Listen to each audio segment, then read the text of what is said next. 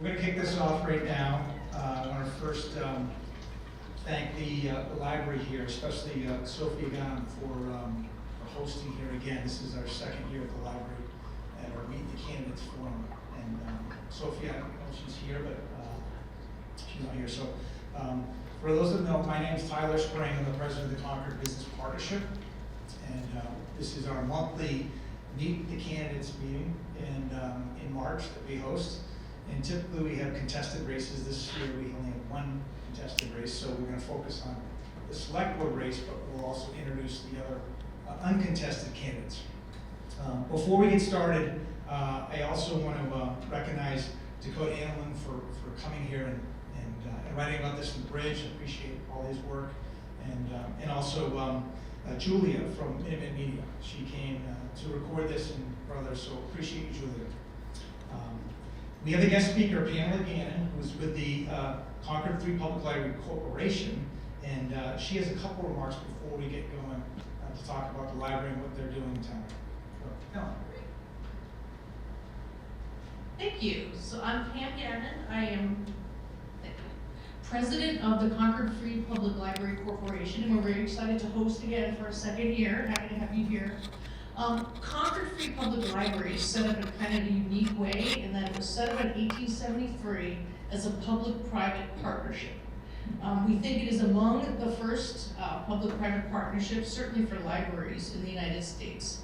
So the way it works is the Library Corporation is the private part of the public-private partnership. The corporation owns, and it's a nonprofit corporation, 501c3. We own the buildings, this building, the Fowler Building, the grounds, and the special collections. And the special collections includes all the historical documents, historical books. It includes the sculpture and the artwork. And we're responsible for maintaining all of that over the course of a year. The public part is the town, and the town pays for all of the staffing and the utilities. And then our other partner with the library is the Friends of the Library. And the Friends of the Library, as you know, holds a book sale, and they have membership fees, and they support programming and museum passes. So the corporation, we are the ones, when you get asked for larger sums of money, that's the corporation, because we are responsible for maintaining and renovating any of the work that's done in the buildings. And we contribute over $1 million a year to the operations of the library. And that comes from an endowment that we can take a draw from, and also from our annual fund, and supported by our generous community members. So we really appreciate that. And turn it back over to you. Thanks, Pamela. Thank you, Pamela. So I just want to quickly give a recap on the Concord Business Partnership for those that don't know what we're all about. Currently, we have 43 members. We started in 1993, and the goal was to get our business community together with the town of Concord officials and the elected committee members and some of their staff to really figure out how we can keep our town strong and vibrant and keep our buildings full. And so it's been a really great group of people, and we look forward to many more years. So with that, a couple of our accomplishments. We were the group that put together the land site over at Middlesex Bank, which is now our visitor center. So for those that don't know, that was created by our group. We also created the EVC position, the committee here, and the manager position, the EVC manager position, which is held by Mimi Graney. So we think those groups are really good for our town and helpful getting the 11 group member of the EVC together to discuss what we need in town to keep it going. So with that, our goals for this year, we've had improved cell phone service on our goals for the last 5 or 6 years, but that's still on there. I think we've got a solution coming up, so we're hoping to get there where we can conduct business and life safety calls can come through in downtown. We're going to really focus on the rezoning of MCI. We want to be part of that group, so we're working tightly with the MCI Advisory Committee. We believe we need to increase our sewer capacity for development. Right now, we're capped at 1.2 million gallons per day, and we were already at that, and some weeks we're over that. So that's important for us. We want to get together with the EVC and the chamber and have some common goals so that we pursue things as a group, as a bigger, larger group, and make sure that the select board's hearing our needs in town. And then lastly, Mimi Graney's been great about making business easier in town, but we want to attract businesses to come into town. And folks like Welch's leaving town is a really unfortunate situation when we lose an 80,000 square foot tenant that's been in our town for a long time. But with Mimi's help, we want to figure out how we can attract more businesses to come to Concord. So that's a key goal of ours. So tonight's program, again, is Meet the Candidates. Before we get going, I want to first introduce the candidates that are not having any, uncontested, I should say. And Stefan Bader, you're serving your second term, 5-year term on the Housing Committee. So if you want to quickly say a little bit about yourself and why you'd do this again. Well, thank you, Tyler. Thanks everybody for being here. I've been on the board. This might help you. Thank you, Tyler. Thank you, Tyler, and thank you, everybody, for being here. I've been on the board for the last 5 years, and the first year or so was a learning curve, even though I had most of my career in real estate in one form or another. You would think that a housing entity would not be that different, but it's mostly a creature of the state and follows lots of state regulations and rules that you wouldn't dream up if you were doing this in the private market. So that was good. At this point, I feel that another 5-year term makes sense for me because I know what we're doing at the Housing Authority. We're making some important steps forward in terms of upgrading our buildings, improving life safety features like the retrofit of the fire sprinklers at Everett Gardens, making the buildings more environmentally compliant with Concord's objectives to go all electric with heat pumps for heating and cooling. And, you know, as the climate gets hotter, we want to make sure that our seniors are not in hot brick buildings in the summertime without any air conditioning. So I'm happy to talk to anybody and everybody about housing anytime they want to. And my parting word is I'm not the guru or the king of housing, because not only does the board have to work together and take action as a board, no one of us individual commissioners can go out on their own, but also the Housing Authority really only is responsible for less than 20% of the affordable housing in this town. Most of it is owned by private landlords. So the 40B projects, the current ones and the ones that have been built over the last 20 years are not generally under our purview. But we try to work together so that we can help inform each other about what's going on and not have duplicated, unproductive duplicate efforts. So that's the quick summary. Great. Thanks, Stefan.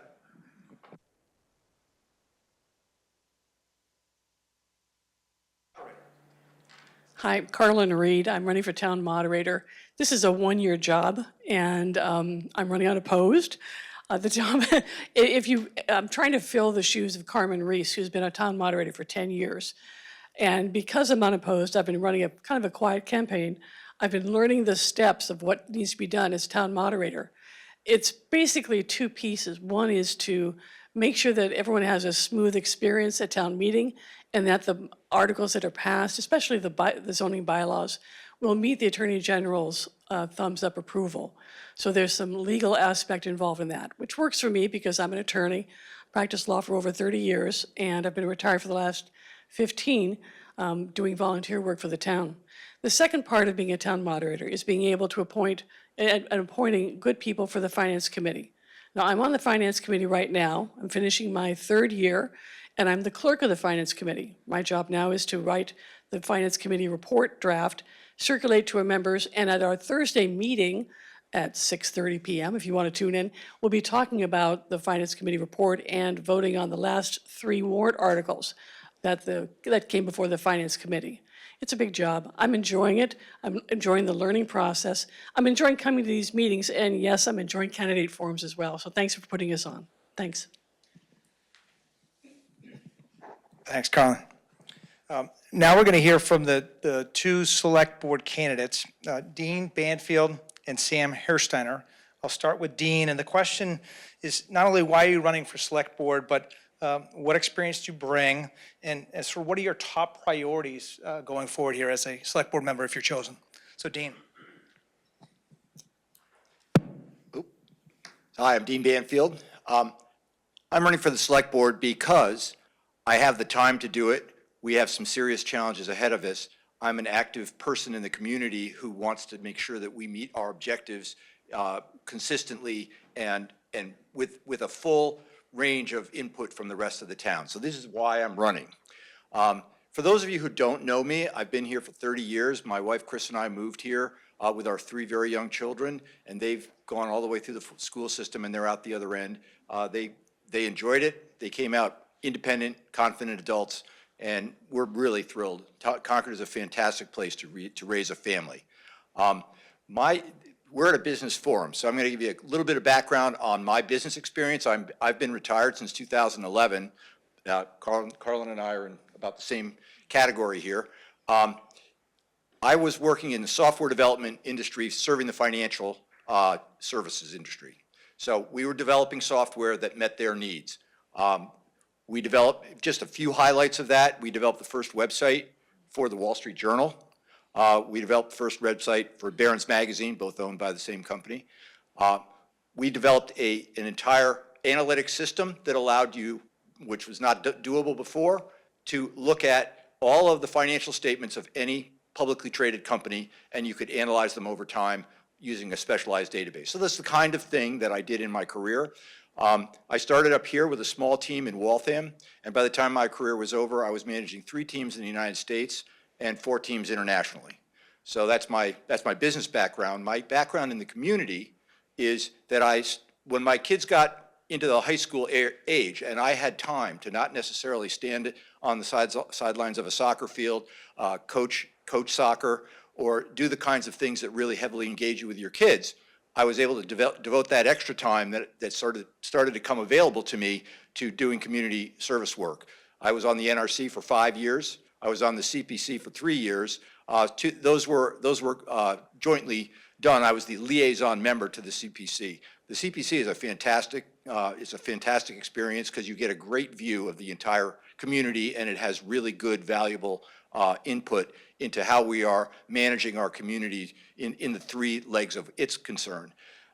I took a few years off and then was on the Finance Committee for 6 years. I was the chair of the Finance Committee during COVID, and after my work on the Finance Committee, I went back to my environmental roots and have been pushing a rock up the hill on solar pretty much for the last 4 years.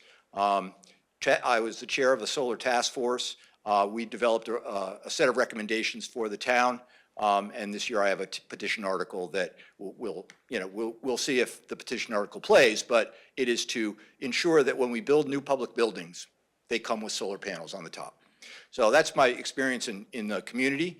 What else what have I missed? Why I'm running, and what's my experience? That's great, Dean. Okay. Your top priorities are? My top priorities for the community. I'm focused on fiscal sustainability. I'm focused on environmental stewardship, and I'm focused on building and strengthening our community as a whole.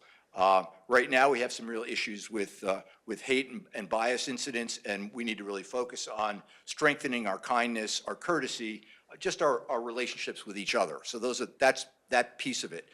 The top line priority for me is fiscal sustainability. We're really facing a challenge as we have just taken on a healthy amount of debt for a number of reasons. We built a school. We've funded the water services to prevent PFAS from entering our bloodstreams. We've funded our roads above and beyond what we normally fund them for. So we've taken on a healthy amount of debt, and we need to kind of move forward carefully, not take any more on right away, stabilize ourselves, take a deep breath as we move forward to some of our big challenges ahead. We have challenges with 2229 Main Street, MCI, and all the rest of the things that are, and the Land Use Working Group. So there's a lot on the fiscal plate, and I think with my experience, I'm going to be in a good position to work through those. Environmental stewardship, we moved here because it's so beautiful, and I hope to continue that legacy. The farms around here, I see Steve Verrills in the crowd. are just a jewel of the community. So keeping our environment, sorry, our sustainability moving forward is a key thing. We've electrified the town. We've reduced CO2, and I've been pushing on trying to get us to actually generate more renewable energy within the community. So those are the things that we have challenges ahead there. We need to decarbonize our existing town buildings. We need to decarbonize our town's fleet of vehicles. So that's out there. We need to make sure that our design and our plan for MCI is going to end up being very sustainable. So those are things that we need to be paying attention to. And as I said, I'm really interested in making sure that the select board is doing everything that it can to make sure that we're a welcoming community and that we're making sure that everyone feels secure here in the community and does not face incidents of bias or hate. So that's it. That's my story, and I'm sticking with it. Sam Ersteiner. Oh, he's got it. Here we go. Thank you very much to the business partnership, and I also want to thank my fellow candidates. We have had a civil campaign this year, which has not necessarily been the case in recent years, and for my first experience doing something like that, that's pretty meaningful, and I have a lot of respect for all of you for the time you've given to the town and your service and your civility. So I'm born a Midwesterner with many family roots out here in New England. And my wife and I moved here in 2021. We were introduced to the town by Jerry Ward, who was a former headmaster at the Fenn School, and spent 10 years getting to know his family and really working our way to being able to move here, and really made our dreams come true in 2021. Moved here with our growing family. We now have 3 kids in Concord Public Schools. Professionally, I've spent the last 15 years in leadership positions in the private and public sector. I was an early employee of a firm in Washington, D.C. called the Glover Park Group, strategic communications and government relations firm. Helped build that over 10 years into a pretty dynamic and successful business. It's now part of a global holding company. My former colleagues there are partners and shareholders of that, and I'm not, but that's okay. So I transitioned into leadership positions in the nonprofit sector after that, and have now been in executive positions in the nonprofit sector for about the last 10 years. Right now I work for an organization called iCivics, which is one of the leading organizations fostering civic participation and civic education across our country. I'm a pluralist and a pragmatist by nature, and have learned those skills, I think, pretty deeply in the professional positions that I've been in. Also a published author on a variety of issues, and all of the things that I love: food, farms, conservation, naturalism, dynamic small towns. Those are things that I've been able to experience here, so we've just loved living here. I think the fundamental question at the center of my candidacy is really, what would it mean if we opened the doors of town leadership wider to fresh perspective and new ideas and broader representation for all Concordians? And I think at a moment like this, when we are facing big opportunities, which I know we'll talk about today, and big challenges also that we'll talk about, it feels really important to have those things brought into the conversation. And I'm here representing the new and future customers of many of the businesses that you all are participating in, and many that we will welcome into town. And my peers are some of the people who are starting businesses in this town, and I hear from them a lot about not just, obviously it's a great place to live, but things that they think could be improved about the town. I think our path forward to addressing the challenges and taking advantage of the opportunities is really a generational coming together to address these things, to have all different perspectives, to have some friction in policy making, and really sort of have some creativity that I think is going to serve us all. And I feel a really great sense of excitement and optimism about where this town can go. I've said this in other forums. We have an opportunity to grow here in layers that many towns like ours do not have. And I would love for us to take that really seriously. I think I've had a sense here at some points that growth is something that can scare some people or can make some people feel anxiety about what the future of this town will be. I don't see any divide between our ability to grow and our ability to protect and cherish what our history is. So I think one of the tools I've been using to talk about my campaign is I want a vibrant Concord, and I think that includes a vibrant business community and a vibrant economy here. So I think about the future for me: vibrant Concord, our historic town center, plus just what I think is going to be an amazing town center over in West Concord after the delivery of MCI Concord and a lot of other things that can happen over there. But we're going to have to find creativity across the board to be able to reach that. I think in terms of my priorities, I share Dean's focus on what I would call fiscal foresight and planning. And the unfortunate truth, and this is not aimed at any one person or another, is that you open the paper here and you see that there are real challenges on those fronts within town government right now.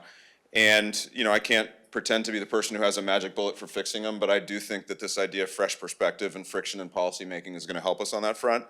I really feel deeply, it's deeply important to think about how to address the cost of living here. And one of the things that it feels very important to me just because of who I am is the idea that we could broaden and diversify our commercial tax base and try to alleviate some of the cost of living pressures that we're facing. And when I think of myself on the select board, I would love to play a role, you know, helping attract businesses here and being an open face and being somebody who could really represent their future customers in conversations about why this town is a great place to do business and what the future looks like for us. Also care deeply about issues of civic virtue based on my my professional life, and to me that means we all as a town need to recapture the skills for civic discourse and pluralistic conversation and understanding different viewpoints, bringing in different viewpoints. That's what makes a more vibrant Concord as well. Also, I think that when we look at some of the opportunities around tourism and increasing receipts downtown and thinking about development opportunities, I mean, just some of the creative ideas I have are about how could we do more interesting adaptive reuse of empty commercial spaces. I think you mentioned that a little bit, Tyler, in your opening. I think about places like Brewster's Woods and a national birding site that could attract people on a yearly basis. These are these are kind of esoteric things, but things that feel excited to me. I also deeply agree with the idea that we could be outward facing and making changes like with self-service and sewage and other things to go out and try to attract another anchor commercial tenant like Welch's was. So that's just a little bit of a look at me, but again, this has been a great experience for me, and if all I achieve at this moment in time is to meet great people, learn a lot about my town, and get my generation a little bit more attuned to what's going on here, that would feel very fulfilling to me in the end. So thank you. Thanks, Sam. And for our first question, Sam, I'll start with you just because we'll go down the line here. You've got the mic. We're going to talk about MCI here because this is really important. It's the gateway, we think, to West Concord and really the bookend of our town. And we've got 54 acres there that couldn't be anything that we can imagine, right, that would be good for our town. So we have the ability to rezone that to something that makes sense. So the question is, Sam, in your mind, we've got an existing wastewater treatment plant there that has 300,000 gallons that we can tap into. We have sand pits over there that we can put a little money into and create more treatment for our town. And then I guess the question would be, what in your mind is a successful outcome at MCI, and sort of how much housing? I know we've seen our land planners come up with scenarios of one being 350, one 500, one 750 units of housing, but we've got a lot of housing coming into West Concord already. So the question is, what makes the most sense? And there's probably not a right answer, but in your mind. Yeah, so you've talked about a variety of things there. I think we have just such huge opportunity there, and I think my own personal take on it is, given, as you said, the amount of housing that's being built elsewhere, particularly in West Concord, I think we have an opportunity to be creative in our engagement with the state to try to meet their goals for housing, and probably, from my point of view, over-index on commercial development in that space so that we can, again, broaden and diversify the tax base. We don't have that many opportunities to do something like that in a town where there's not as much commercial zoning maybe as we would like. So I think about Linfield Market and other developments that have delivered that give us a little bit of a guide on how to attract not just any business, but a business that can be a long-term tenant, that can create jobs and economic activity, and that can attract more people to the town. I also think about MCI as really being only one step in the direction of development that will reverberate through West Concord in a way that I think will improve and strengthen the town overall. And I had a really great opportunity to meet with some West Concord residents who live right adjacent to the MCI site. And, you know, we might think that they have a lot of concern about what's going to happen there, but really what they expressed was excitement and the idea that there's going to be incredible vibrancy over there that's going to help them and help the town overall. So, you know, you're right, there is no single answer, but I look at some of the developments that have been done in other places in the state that could be a good guide for us there. Great, thanks, Sam. Dean? The vision program that has been completed so far has about 7 different options that are available. You can look for them online. The one that I'm sort of partial to is somewhere right in the middle, but it's probably one of the most expensive ones to build out. And that has a mix of commercial with a good, healthy amount of low-rise housing. And that's probably in the 7 to 10 units per acre for housing. And you could probably take the commercial strip and put it along Route 2. It would look maybe like something you might see as you're driving through Burlington or Waltham, where you see a few office buildings along Route 2. That is really the only opportunity I see for expanding commercial districts within the community. We have commercial districts on Forest Ridge Road, Virginia Road, and Baker Avenue, and we have not had a lot of uptake. We just do not get people saying we want to move to these locations. And the reason for that, I think, is because they're hard to get to. The road structure to get to out onto Virginia Road is really difficult. So Route 2 would give us an opportunity so we could base some commercial buildings right along Route 2. That might give us some lift in terms of getting commercial in there.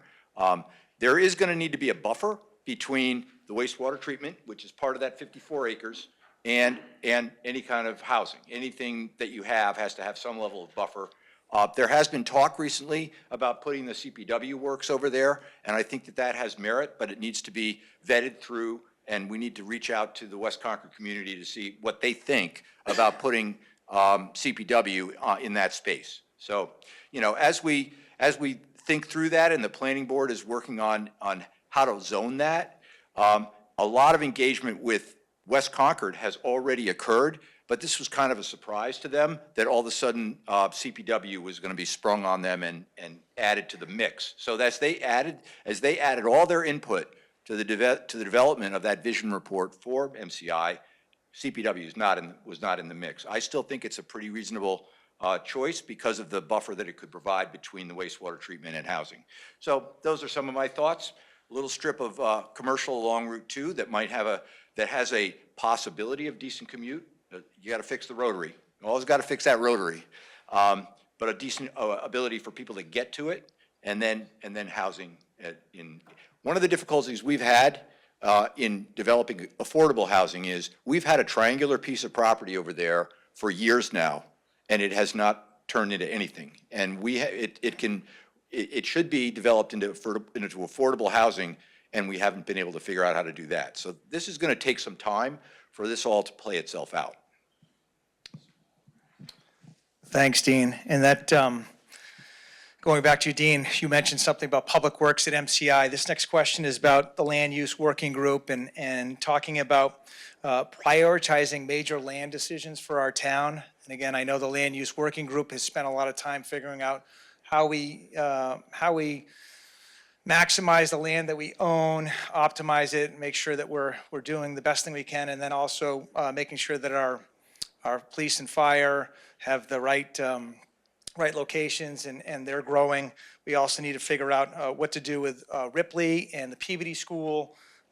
So those are big sort of questions, and I know this is difficult, but we're trying to figure out how would you as a select board member figure out what properties we should dispose of, how we optimize the land sites, and what do we do, how do we scale when we move police and fire, how we consolidate municipal offices, and then public works is the whole other third one. So, Dean.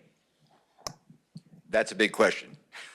The land use working group has really done a lot of heavy lifting. I'm very impressed with the work they've done. But as they move forward, one of the things they're going to need to do is they're going to need to reach out to the communities, West Concord especially, but elsewhere, to get feedback. And this is not going to be a top-down thing. One of the feedback loops that I received from some folks in West Concord was that group has to do more to just reach out. One of their meetings recently just developed a firestorm of response regarding one piece of property in Concord. I'm not going to go into the details, but you can go and look it on tape, I'm sure. So they need to do outreach. That's a important piece of that land use working group. My personal opinion, and what do I think? I think that what's going to come out of the land use working group is going to be a framework. It is not going to be this overarching master plan that we are going to ultimately be able to execute on. It is going to be a framework that we will incrementally move ourselves through. And we will pluck the first and most opportunistic thing that we can off the menu, and we'll work on that, and we'll see the rest of the building blocks out into the future. But as we move forward, those building blocks may shift. That's just the way it's going to work. I'm just going to give you an example from history. If you looked at the 2020 capital plan for the town of Concord, we were going to fix this fire station situation, and then we were going to fix public works, and then we were going to build a middle school. That is not how it worked out, but that was the plan then, and that's not how it fanned out. So I think that we'll have a plan, and it will be robust, but we have to pull something out of that, move forward on it, but it's going to take us 5 years to get a shovel in the ground just for the very first item. So my take on that right now is it's going to be the fire station in West Concord. The heat maps showing calls going out are all going, the majority are going out of West Concord because of the housing, because of the population growth in that side of town. So that's going to be probably the one that I would recommend we would end up pulling out and going for first. Oh, I don't have to share. I don't have to share. Thanks, Dean. Thank you. I think Dean and I differ a little bit here, and although these are complex issues, I think my own point of view is that we should try to be a little bit bolder. When you look at what the land use working group put together, what felt most exciting to me is the idea that here we are moving into another $100 million set of decisions, and if done right, we can actually alleviate some of the pressure on the town if we make bold decisions in this. And the idea of Ripley, I know that's a challenging one too, but the idea of selling off properties that can actually alleviate some of the pressure on town finances feels pretty important to me. One thing I would say about DPW is I actually have some concerns about moving it to the MCI site and how much prime commercial space it might take up in terms of what we talked about earlier and maximizing the opportunity that we have there for revenue and commercial tax-based diversification. So I'm interested to see, as Dean said, how the town reacts to this. There's already been, I think, some pretty deep and complex reactions, even just to the ideas that have been put forward by the working group. But I agree that there's been some much more sophisticated work done by that group to try to game out and have some foresight on the financial side about what may happen. When I think about the incremental approach, I just worry that the cost will increase and the opportunity to bring in revenue will decrease if we continue to push these decisions out into the future. So it's something that I would be very interested to dig into as a member of the select board.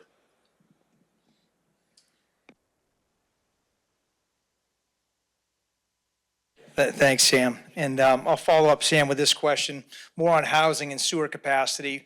One of our goals is to increase sewer capacity because we think we want to be prepared for new development. We certainly do with the 461 units that are going to be going into West Concord with hopefully the residents of Thoreau, if that gets kicked off. We've got Novo that's breaking ground in June.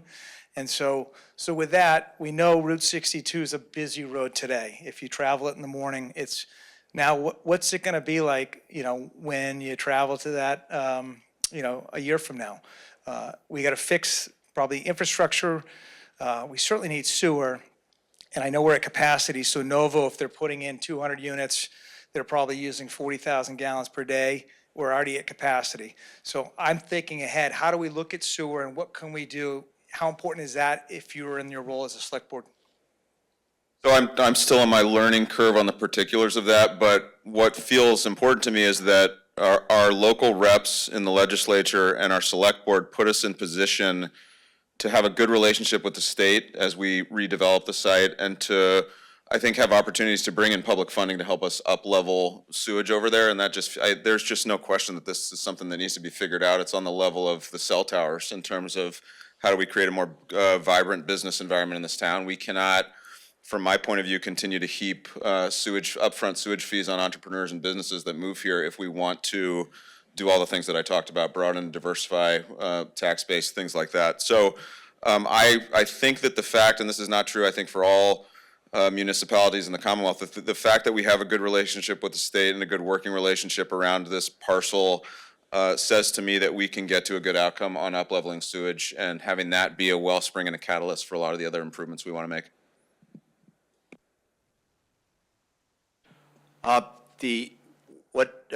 What Sam alluded to, which is up leveling over at West Concord and the MCI site, gets a certain distance. They have some derelict, what are called sand pits that can be renovated for low cost, and that will get us a certain distance, another 300,000, I think you said, Tyler, 300,000 gallons. The real limit that we face is not state or federal help. The real limit that we face is federal regulation.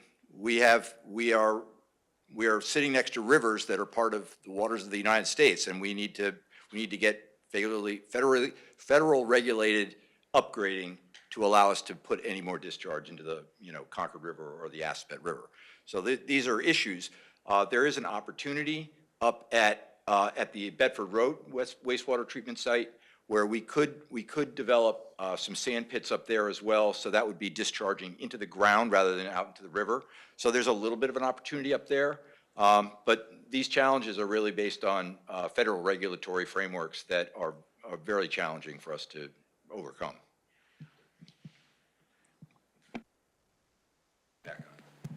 Thanks, Dean. I think Dean was alluding to, we're monitored by the Clean Waters Act, which is federally done, and unfortunately, we have to have enough pressure. Alan Cathcart and the DPW group has to put enough pressure on the state to advance getting more gallons per day, and then we have to justify that. So I think that's something that we should try to pursue. The next question for Dean, how do we attract new employers? We mentioned Welch is leaving. I know Welch has left because they wanted to consolidate, they wanted a new image, but more importantly, they wanted a bigger pool of folks to attract younger folks. They wanted visibility on 128, which we can't really offer, but it's access and labor force. So when I think about Concord, Baker Ave was pretty full pre-COVID, and now we've got a bunch of vacancies there.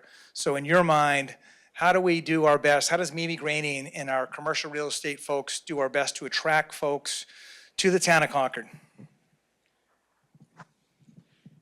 Well, I think you alluded to one of the big problems that we have, and that's road infrastructure. We are not optimally situated for people to get here. We're halfway between 495 and 128, so that already creates, we're basically a bedroom community. As opposed to, a thoroughfare where people can easily get on and off ramp and their office building is right there. That makes Route 2 one of our viable options, which is developing along the strip right at MCI. Baker Ave is close enough, but it still isn't, it doesn't feel attractive to people. I'm not exactly sure what to do about that. I do think that the style of business that we might want to be looking to attract might be something that's more of an entrepreneurial startup sort of thing, where you might have an incubator type of setup, and you get small entrepreneurial people who are small teams. They're individuals who want to just get something going, and it doesn't. They're not as worried about having to attract, like plunk down a business that now needs to find a way for 50 to 100 people to arrive. They can start small. Now, do they grow out of Concord? But it would be nice to have something like a little incubator set up that would attract that kind of entrepreneurial person. That's just the thought. Thanks, Sam? So I alluded to this just a minute ago. I think I have a little bit more optimistic vision of what not just MCI or Baker Ave, but all of West Concord could become as these changes take hold and development happens. And the fact that we're on a commuter line with a train station there means that there's something much more potentially beneficial there to try to attract either an anchor tenant to one of the buildings again, a commercial headquarters, something along those lines. And I think we have to sort of see where the master planning process for MCI is going to go, but then connect that more to, as I said, the vision for what is possible around there. And it feels like, in terms of roads, certainly it's not the ideal situation, but If we can deliver some interesting housing opportunities at MCI, if we can connect people to vision around what other housing is being built and really have the rail line as kind of an adjacent and accessible place for people who are coming from other places in the state to work, that would feel, I think, like a pretty good option and an interesting one for us to continue to explore. But there needs to be vision beyond just what MCI is going to be. I think we look at West Concord as a really vibrant, not just vibrant area in the region, but for the entire Commonwealth. That's really what I see happening over there. Yeah, and just from my experience being in the commercial real estate world, I think the lure to Concord's always been price, right? So we're at $20 a square foot or $25 a square foot, and Waltham's $50 a square foot, and Burlington's 40. So in a good market, a healthy market, pre-COVID, we saw a lot of those buildings fill up, and it was value pricing. But now we're in a different world where folks want to be working from home, offer optionality, flex work weeks, and people can work on Zoom. Zoom's a big draw for people, and we've lost a lot of that commercial base. So next question, and this will go to Sam again. So we committed $50 million, we said, to PFAS for water. We've got, what, $10.4 million to solar a couple years back. We've got $28 million towards the roads that are going to be spent over the next 5 years. How do we work with the town and the school budgets that we know have gone up considerably and operate efficiently and effectively to balance our budget, or at least make it in a position where we can go in advance the police and fire if that's what we need to do, or we can move public works or consolidate municipalities, because we've got, as Dean said, we've got a lot on our plate already. So how do we balance that and implement it? I think you've mentioned some cost pressures that I think go alongside many others that we have. The property tax increases, energy cost increases. I think we have, for all that's great about Concord, we also are among the most expensive places in the state for a lot of other reasons. And this is where I think we just need to be pretty bold about how we bring down some of those costs and make these things more manageable. And if you look at the economic vitality reporting and other things, it really is going to take across the board. I hate to say it, but there's no incremental answer, I think, in some ways to that level of challenge that you're talking about. So commercial tax base, one piece of the puzzle. How we invest in both city centers on the Concord Center side and in West Concord to raise receipts there. Can we revitalize and I think about the Colonial Inn, for instance. Can we make some of these classic places that we have even more attractive and bring more people in? Can we use the tourism base that we have and the great work that's being done by tourism folks in town to bring in more revenue? I mean, there's just no simple way to think about this. I think it's when I go back to this idea that we need an absolute generational coming together to figure out what vibrant Concord looks like, and particularly on the fiscal side, figure out how to manage it.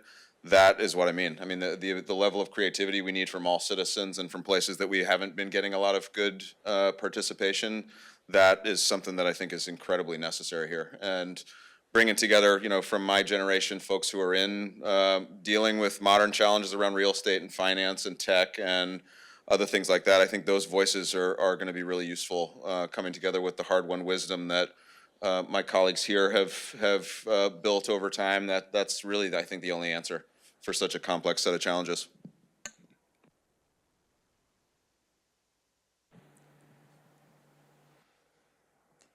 Sam's right. We have serious challenges ahead.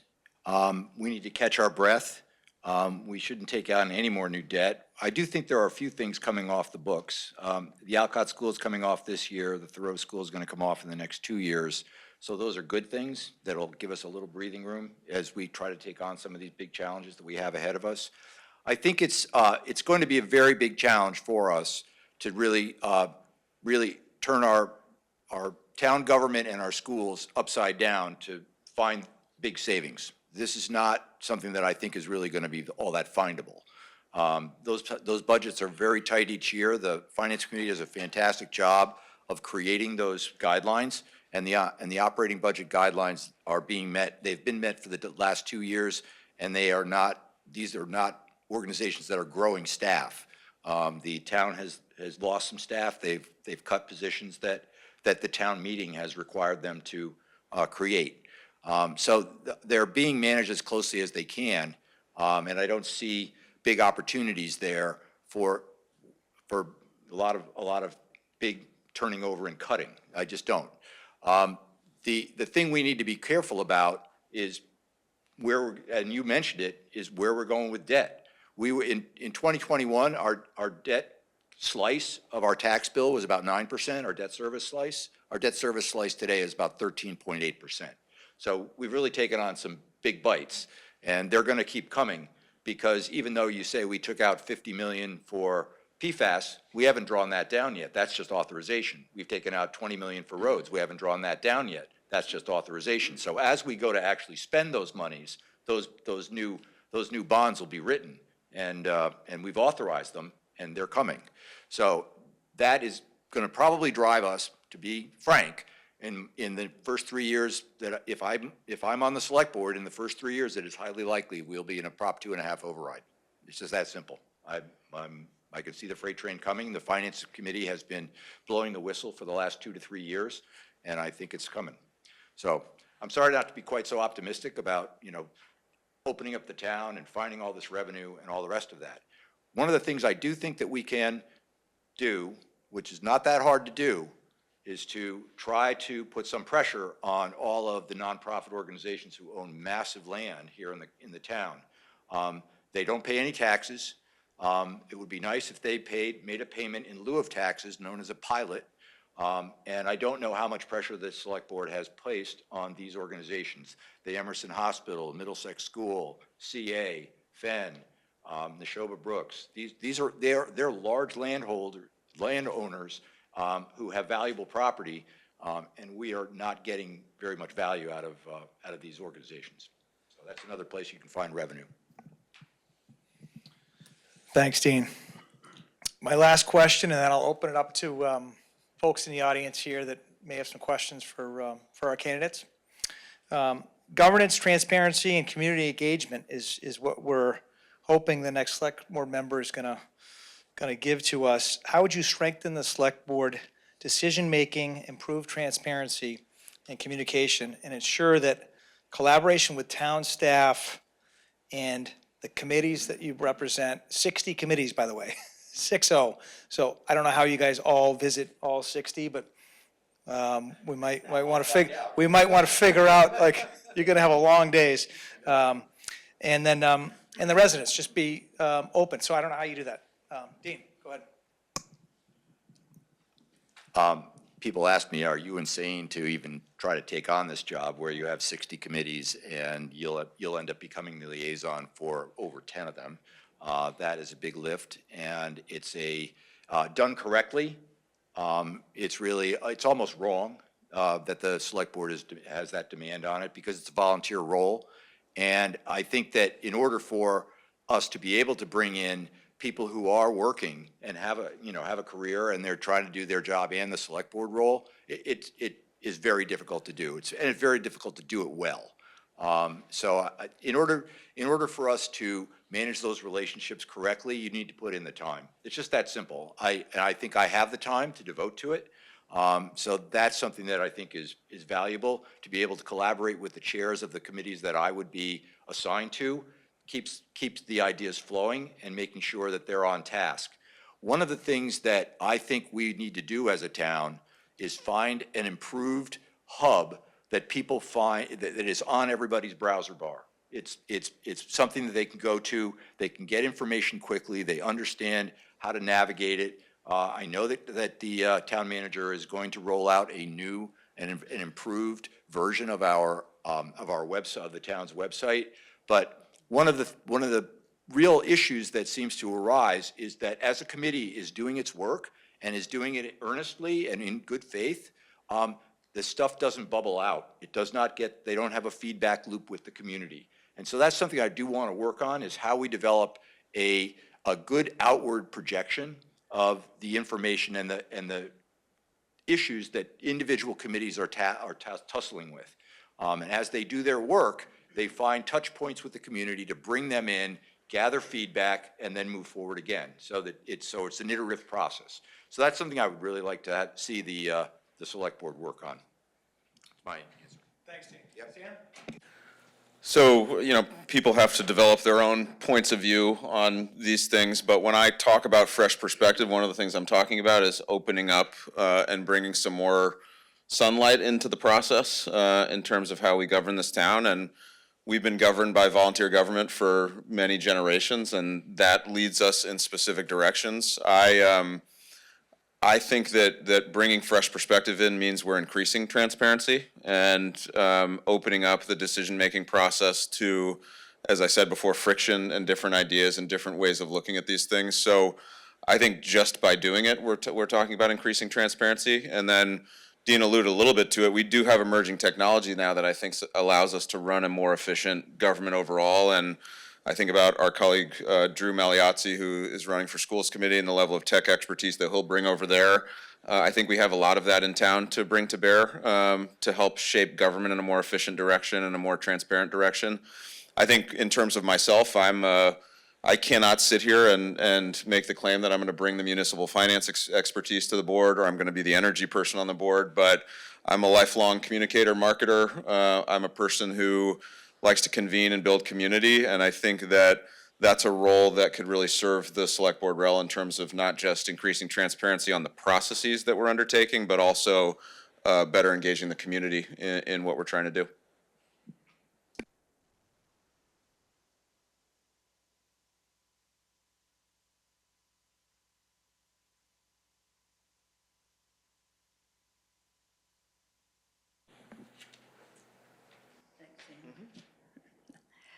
This is for Stefan regarding, yes.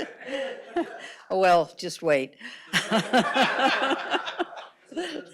No, it's about vetting the residents of your properties. My name is Nancy James, and my home abuts one of the Housing Authority properties.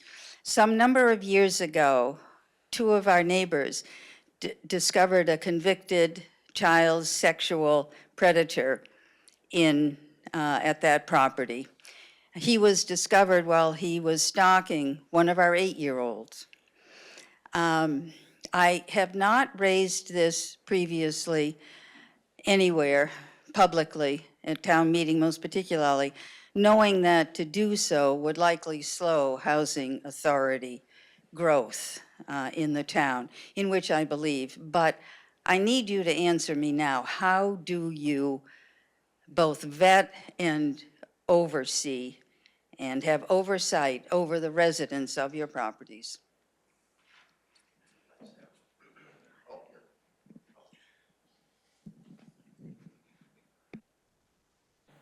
Okay, I don't mean this to sound like a cop-out, but just for the record, that's not something that I or any of the board members do. But we do have staff, and the staff is required to make sure that any prospective residents meet a number of qualifications, the primary ones being admittedly income verification, establishing their family size and so on to match them up with the right sized apartment for their family configuration. Off the top of my head, I suspect that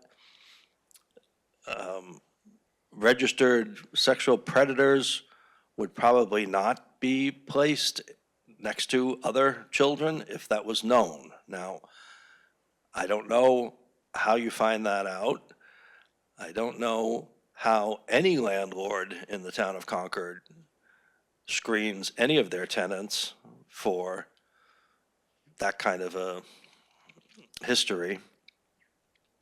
I do know that the federal and state rules about housing discrimination do set limits on the sorts of things that you can screen and rule people out for. And I don't know where sexual predators fall into that. Quite frankly, I can look it up. I can do some research for you, Nancy. I know how to find you. But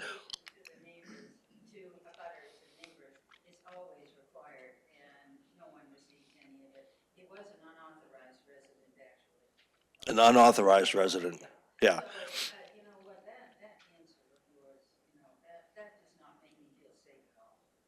So you would have the same problem if you lived next to Edgewood Common. You'd have the same problem if you lived next to Warner Woods or Nathan Pratt Drive, which has 350 apartments.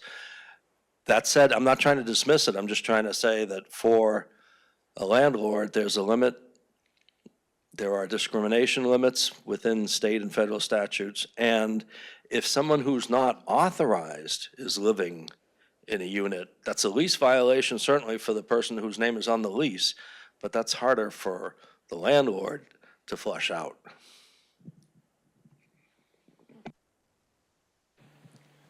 Any other questions? No, it's not for Stefan. You can, Eddie's. Mark Martinez, I'm a member of the Economic Vitality Committee, also the Land Use Committee. I'm also on this board, but speaking in my own capacity here. I didn't have a chance to go to the League of Women Voters forum on Sunday. However, with the advent of technology, which is awesome, I watched it this morning when I was riding my bike. And Dean, you noted that every time we've tried to set aside land for commercial development, it has failed. I think you were referencing Forest Ridge. And then you further noted that the value of homes outstrips any tax we'd receive from commercial entities, and it's hardly worth discussing. Now, we are a group of business owners. We own buildings, we own businesses, and sort of that's who we are. And currently, one of the statistics is, after the 240Bs, our affordable housing will be at 16.2%. So when I think of commercial development and how awesome of an opportunity it is at MCI, and I also think about the budget, our town budget being 2/3 allocated to schools, and that commercial developments don't bring in students, they don't bring in maintenance. And, so when you think about housing, are you thinking about the costs to service those homes? So look at West Concord. We now have to put up a new fire station. Our infrastructure in West Concord is massively lacking. There's traffic, the infrastructure for all sorts of things, phones, electricity, et cetera. And most importantly, if you do an analysis of the 240Bs, I think there are something like 240 units of 2 and 3 bedrooms. So if you use any sort of Carlisle used 1.2 per unit, you're looking at a massive influx of students. Each student costs the town $30,000 apiece. So when you say that, it's not even worth discussing, and, the value of homes and housing outstrips, sort of commercial development, what do you really look at to make that conclusion? If you look at the value of the Residence Inn, it's about $12 million on the books, I think. If you look at the value of what's going to go in at the big sand pit on Route 62, it's going to be much more than that. Just going to be much more than that. So the question is, how much of a resource pig is the Residence Inn versus how much the resource pig are the homes that are going to go in on Route 62, on Main Street right there, where you have a desert right now. It's not obvious to me that difference in what you bring in tax revenue is going to be overwhelmed by those homes versus what you're bringing in over at the Residence Inn. So that's just an example that the value of real estate property, of commercial property is far lower per acre than you're going to get from developing a residence. Now, if you have a mix of over 55 and residential that's wide open, it's going to become a fluid situation in terms of whether that's value or not. But I still don't see the great value that comes back on the commercial side. That's just looking at what you get for a development like, say, the Residence Inn. That's all. I'll stay with my answer. Just real quick. Yeah. So the Residence Inn, so when you think about, the DPW would be a good buffer for the sand pits. And the smell that's going to be generated by those pits, which is, and I think that Alan's talking about needing a 100-foot barrier. 300. 300. Yep. So I think in my brain, because I've grown up in real estate and business, wouldn't that be an awesome place for an Amazon warehouse? Wouldn't it be a great it's a great buffer. And if you use it for the DPW, now you're talking about 25, 30 acres being used for municipal uses there. So for me, when I think about commercial development, it could be, it could range from a Starbucks to a private school that will pay taxes to, you name it, industrial. It's not just sort of the residence inn. So I think it's, a little bit broader than that. And I do think you have to tackle how much each home consumes as far as, how much it costs to service. I'll just leave it at that. Thanks, Mark, for your comment. I appreciate that. I think we're just going to have to differ on this. Right now, the ratio of residential to commercial is about 93 to 7 in terms of the tax base, in terms of the tax levy. I don't see that number changing dramatically as we move forward. Even if we do a lot of commercial development and a mix of housing, that I don't see that ratio changing dramatically. So we are a bedroom community, and it has been shown through the history of how our commercially zoned areas have been developed that we're putting people in bedrooms. We're putting people in bedrooms in the Residence Inn. It's a commercial property, but it's bedrooms. We are putting people in Novo, which is where Welch's used to be. We're putting, we're taking commercial off of the commercially zoned areas, and it's turning into residential areas, Black Birch 2. And these arguments have been made to town meeting successfully that the payback in terms of taxes is the highest use to put these over 55 residential units on Forest Ridge Road as opposed to having it developed as commercial light industrial. So I'll just have to agree to disagree with you, Mark, and we'll leave it at that. So just one final comment. MCI, so Forest Ridge, Tyler's a real estate guy. He'll tell you businesses aren't knocking themselves over to go to 229 Main or Forest Ridge or Thoreau. They're just not. But my main concern, or one of my concerns, is MCI is a spectacular opportunity that the town doesn't have. If you think about having, call it 30 acres of potentially available land for retail, commercial, and other uses right on Route 2.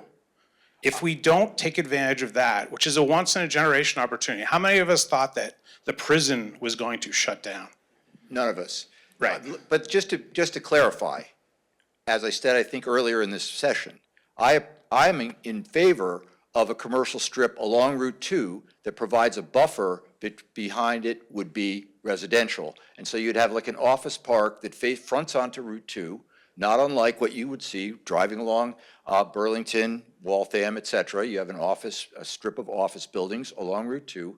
And then behind that, you have a residential complex that's a dense area where people, it's walkable, it's collaborative among the community. That, to me, is a good development. Now, to be clear, the vision report that was put out puts that kind of development at somewhere between $50 and $90 million of infrastructure before a building ever gets built over there. So that's a lot of funding that would be required to make that a reality. So it's a heavy lift. But I'm not saying no more commercial. I'm just saying our opportunities, our road infrastructure, the opportunity for commuting, et cetera, are pretty limited in terms of what we think we can really achieve realistically. So that's just my story, and I'm sticking with it.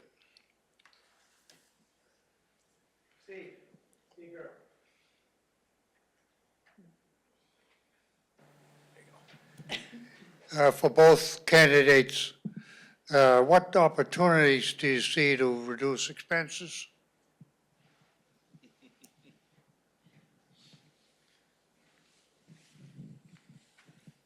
You want to try it? You just have to be on the mic for a little while. just had my first choice, so I already had it. So I think, are you talking about municipal expenses across government? That's something where I have a lot to learn, but I think the numbers that I've seen show that we are indexing well above other towns like ours in terms of municipal expenses. So it feels to me like if we use a mix of technology and other avenues for bringing down those costs, we actually can achieve some pretty good progress there. But without having been inside and able to see those things up close, I'm not exactly sure how we do that, but I do have some optimism that we can.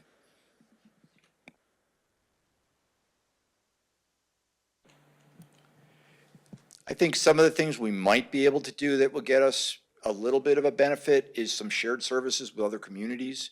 The police department was recently in front of the select board saying we can be a dispatch center for the region. Something like that might be a way to bring down the cost of some of our public safety and spread the cost of the dispatch center. That's just one piece. It's a tiny slice. I'm trying to think of other places in the, in there that I can see would, I don't see a tremendous amount of bloat when I've reviewed the budget. I don't see it. So I'm struggling to find an opening that creates a big opportunity, Steve. That's just my take on it right now. But when I'm in there, I'll be looking. That's the way I work.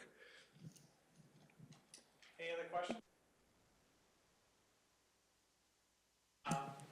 You got a loud voice, go ahead.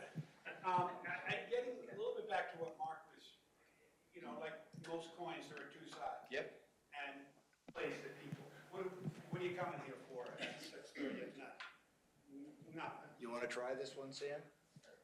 I'll stop. I'll try it. Happy to. I think in a visionary sense, I'm aligned with you on, we can be more open and more active in terms of attracting that type of activity and making, a lot of the infrastructure stuff we've talked about here, getting those things done is about making businesses feel more comfortable here, making entrepreneurs feel more comfortable here. And I do think that the land use working group certainly is considering Kai's Road in that package of opportunities as a place which would be a pretty lucrative opportunity if you can find the right place to put DPW, but I'm not sure I have the answer exactly about how that will play out. So to your point, Greg, that site it's not an ideal site because it's right next to the river, so you got issues over there. But the way I would be looking at that is probably, and I think the community has this feel for it, that would probably end up looking like something they tried to develop where Concord Market ended up going.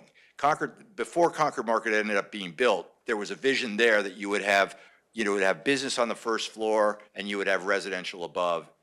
What ended up happening was there were a lot of parking problems. You really couldn't figure out how to manage people going off to commute and then where were they gonna put their car when they come home, and then you have shops. But I think that is the kind of thing that might work over there. That to me doesn't solve your problem of where do you put the tourists. They have to all go over to the Residence Inn, and the Best Western is closed down. Yeah, you could put a hotel there that, you could do it. I'm not advocating, Yeah. I'm saying thinking about Yeah. all of the lands that we have. Yeah. And how we can make that, I guess Mark's point is, commercial doesn't cost as much as residential. Is that your argument? It sounds. It doesn't put as much pressure on services. So if you. I don't know, tax base. Provides a service that might add. Right. Secondary benefits. Right. Which we don't have. I think from an urban planning perspective, we're looking at that space and that area developing over there as something becomes a more walkable town center. So I think there's a little bit more public interest over there in saying, how do we put some housing in there that allows people to become part of the local community. They can get to the train station within a half mile walk or whatever. That's kind of the sense that I have right now, but that's, Yeah. yeah. I mean, please. Yep. If you want to jump in, Sam, too, I'm not trying to. Yeah, And I'm not pushing Kai's Road. yeah. No, but it's an, Kill me for bringing it up. well, there's a platform over there that's parking on top of a wetland, and we know all about that. I was on you. You gotta see who was perfect. But you gotta think outside the box. Yeah. You gotta want it. why would we try to have a group meet at the town hall 6 nights a month for a year to come up with what they think the solution is, when we can ask the public to bid and come with bids that we analyze, throw them all out. Sounds fine. You probably wouldn't try to teach Picasso how to do. You'd say, hey, you seem to be interested in art, here's some canvas and stuff. Oh, you can do, kid. I mean, why don't we do that rather than try to do it as a whole bunch of citizen amateurs in it and have all our peculiarities come into it that, oh my God, it'd be fine, but. So this is one of the things I was saying about how the land use working group needs to do a little more of, which is public outreach. And that would draw that in. It would draw you in, it would draw in other voices and make sure that those are complementing the work that the committee, as a committee, is doing, is to bring those in, and then you get the fresh ideas. You get, they percolate through, and people look at it from all different perspectives.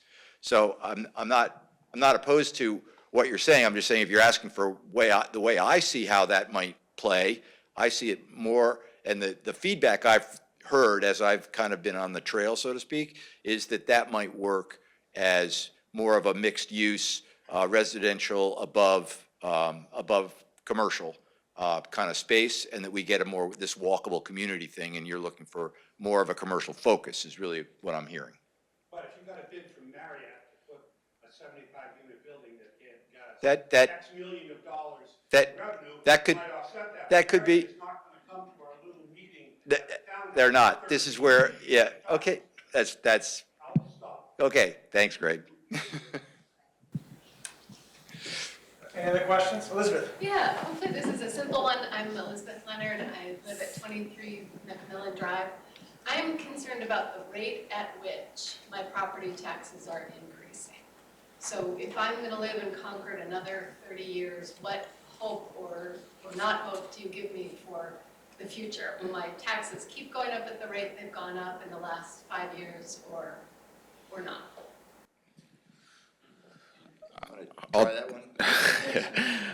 I have the same, I mean, when I moved here, I was looking at a curve that looks like this the first day I set into my house. I try to have to be optimistic about what we can do there, but there's no incremental or one-off or non-visionary approach that will work. And that's why I think that this idea of opening up for fresh perspective, more creativity about addressing these challenges, sort of at the base of my candidacy. And you've got to we've talked a lot about commercial development here. You've got to take that into account. You've got to take in municipal service. You've got to take in so many different options. And, as I've been on the biggest learning curve of my life here over the last month and a half, but I feel like there's a lot of talent on the sidelines in our town that is in the mix on a lot of the challenges that you're talking about, that's ready to come off the sidelines, and they need to be invited into the process so that we can address these challenges. So I think that's how we field a team that can take these things on in a new way. So no easy answers, but I think we've got to be pretty visionary about how to do it.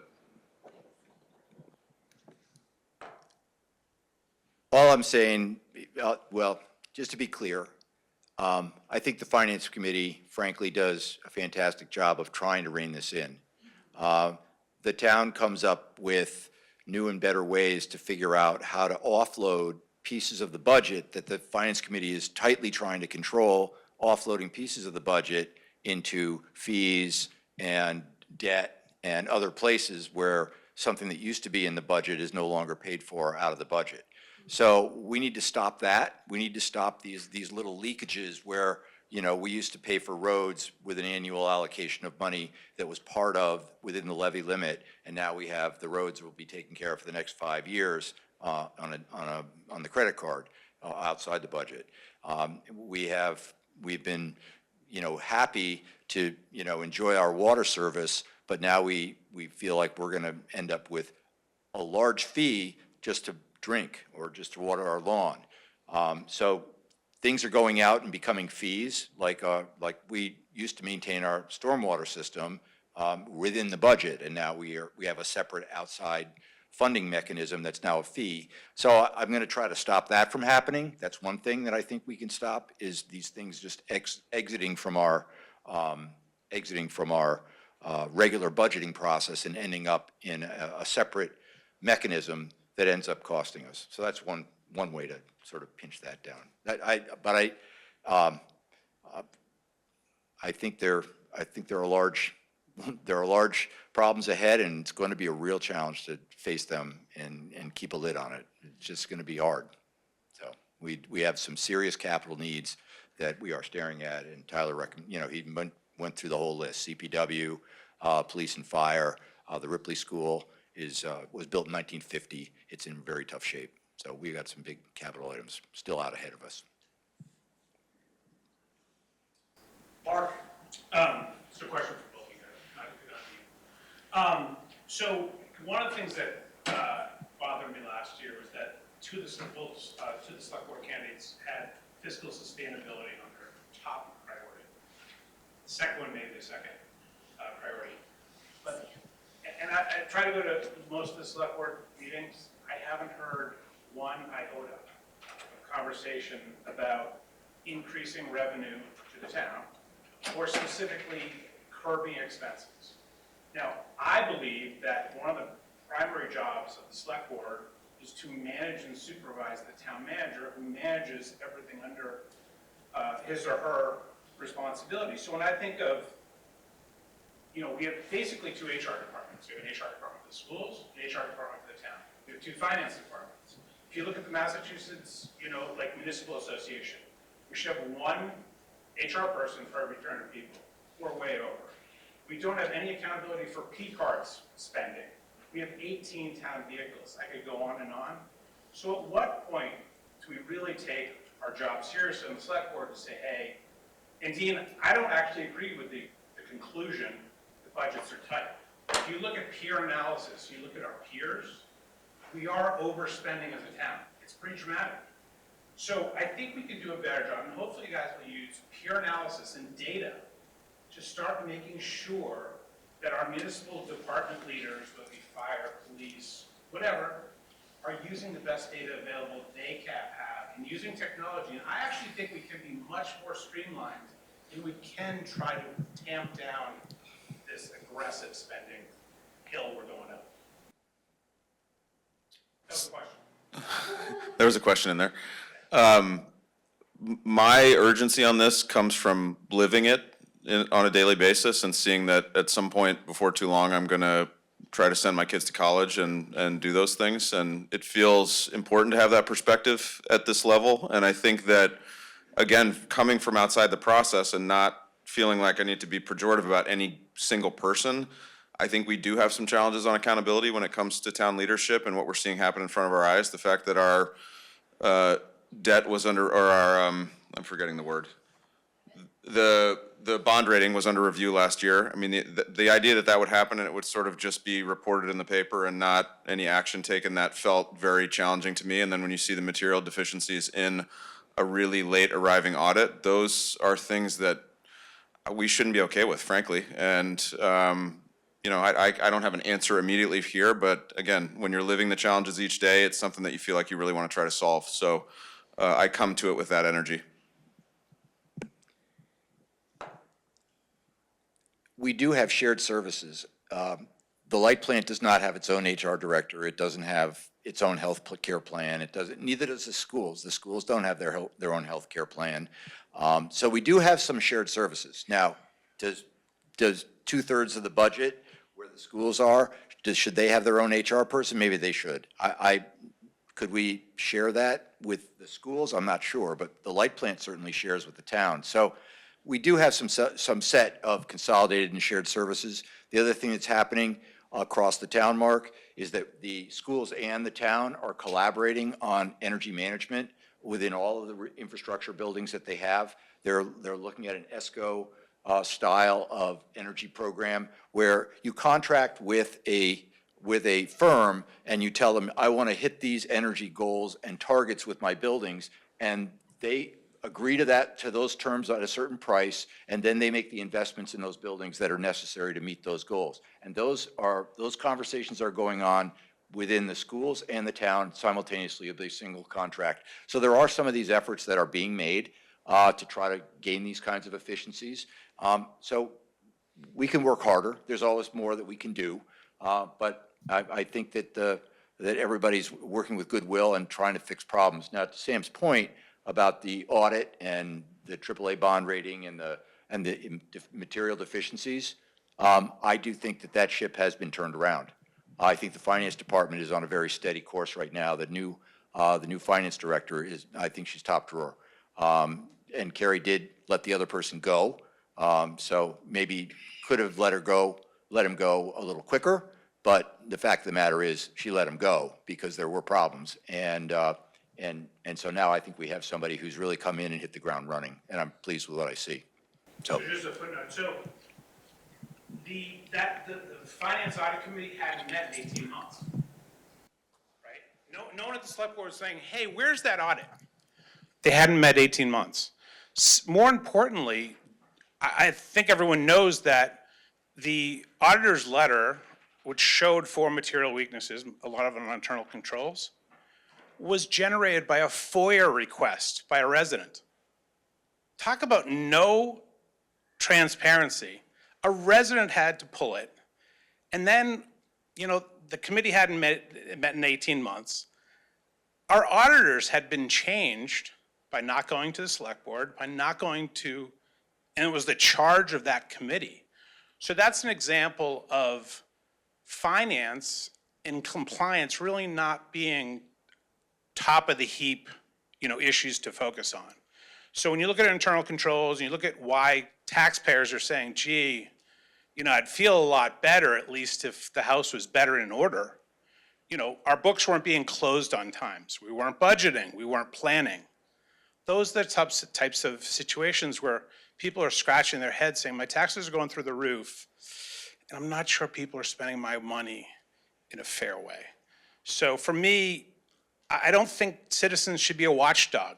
You shouldn't have citizens do FOIA requests. Now you're looking at, we're going to actually spend 1 FTE most likely just to fulfill all the FOIA requests that are coming in from this town because certain things are not being handled in a transparent way. So that's what bothers me. I think that the town could do a heck of a better job in governance and paying attention to simple details. And I would pose that, audited financial statements, at least from where I come from, aren't important issues that I think about once a year and I think about once a quarter. So I think we can do a much better job in the finances of the town. Any other questions? Carlin, have you read any good books lately? Yeah, Carlin, go ahead. Just one thing. A lot of the discussion today has revolved around finances, and a lot of the information is touched on in the upcoming Finance Committee report. So please read that when it comes out. It'll be part of the briefing book. It'll also be available on the town's website. It's a 30-page document with some good financial information, including debt curves and when the debt curve will drop off, when we can afford to build all these things we want to buy. Thanks, Carlin. I just have one comment, and it's about the 50 million that we've allocated for the water PFAS. And I guess my question is, when I learned about that, I think they said that we've got 6 wells and about 20 of the 50 million was going to fix our wells, and the other 30 million was tasked for Nagog Pond, which we only use about 5 to 10%, maybe in the summers. So I guess my question is, if we're trying to spend our money wisely, would that be something we might want to revisit and figure out, maybe we do spend the 20 million, but do we really need to spend the 30 on Nagog if we're not really using the water? That's just a question. My take on that from Alan Cathcart is that the Nagog Pond is a critical resource to allow us to rotate wells. So if you have us pumping completely off of our well system and you need to take one down and you don't have Nagog available, you're done. You cannot supply enough water to meet the town's need. So NAGOG allows us to manage our water system in a responsible manner and, do maintenance on wells when they need maintenance, et cetera. And that's how NAGOG is used. Now, one of the things about NAGOG that, I think is going to be beneficial is that it does not have, once we get the filtration plant in place, it does not have the same kinds of problems that we will find if we get more and more trouble from the federal government on PFAS, and we have it in our wells. We may have to shut certain wells off until we can, bring them back online. So we need to have NAGOG as a piece of the puzzle. Alan will give you a nice long presentation. He's got beautiful slide decks on this. So I think you should talk to Alan Cathcart. Okay, Yep. thanks. Stefan, do you have a comment? I was just going to jump in and say that two things. One, water is not something that's a big deal for the housing authority, but I think one of the things that we have to recognize is that Concord has high demands for services.